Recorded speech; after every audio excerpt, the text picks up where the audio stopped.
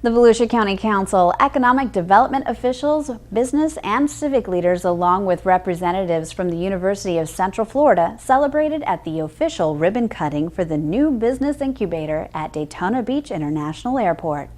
Michelle Coates with the Business Beat was there.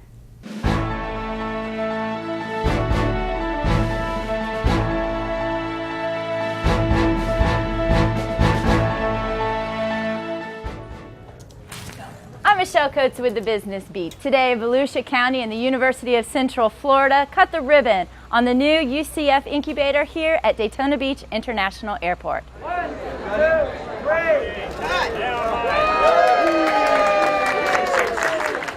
Financed by the Volusia County Council, the 8,000 square foot facility is the 9th incubator operated by UCF.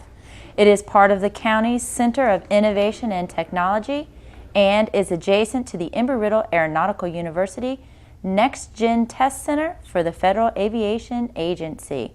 And it's at the eastern end of the international terminal of Daytona Beach International Airport.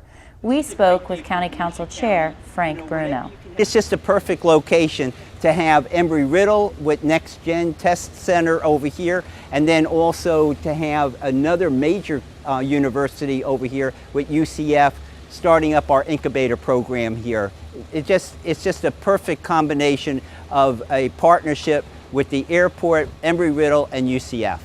Volusia County has committed $2 million to the project, with $1.4 million going towards the remodeling of the terminal and the remaining dollars to UCF for management of the program over the next 3 years. UCF has seen impressive progress with its participants.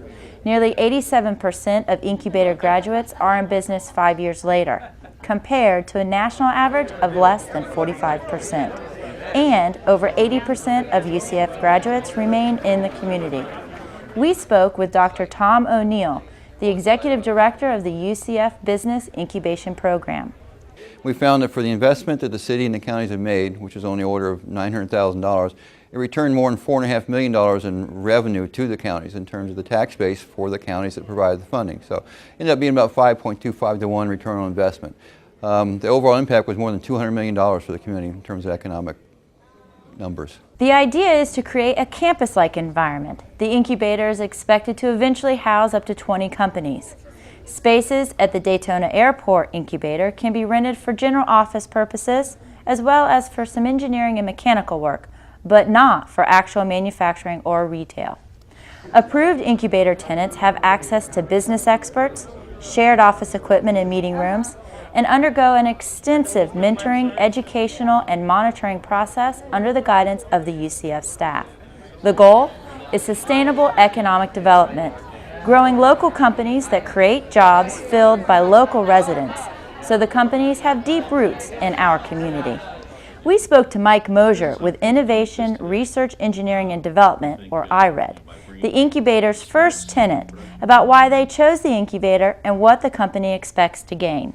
So IRED is a company that exists to take a couple of innovative ideas that were developed here in Volusia County among some of our partners and to convert those into real live products. Most of the products are really innovative. They have opportunities that to business opportunities that don't exist today. Upon graduation, these companies typically have 7 to 15 employees and annual revenues over $1 million. Of the 58 companies that have graduated from UCF's incubator program, 53 are still in business and still in the region, according to UCF officials. Companies participating in UCF incubators have created more than 1,600 jobs with average salaries of about $60,000.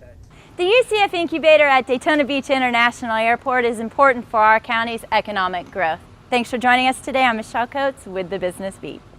For more information, you can log on to incubator.ucf.edu and click the Sites button to learn more about the Daytona Beach location at DBIA.